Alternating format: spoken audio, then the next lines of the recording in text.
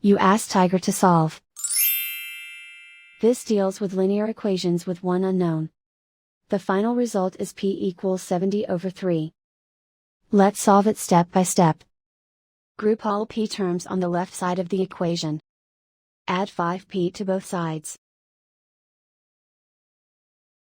Simplify the arithmetic. Group like terms. Simplify the arithmetic. Isolate the p. Divide both sides by 12.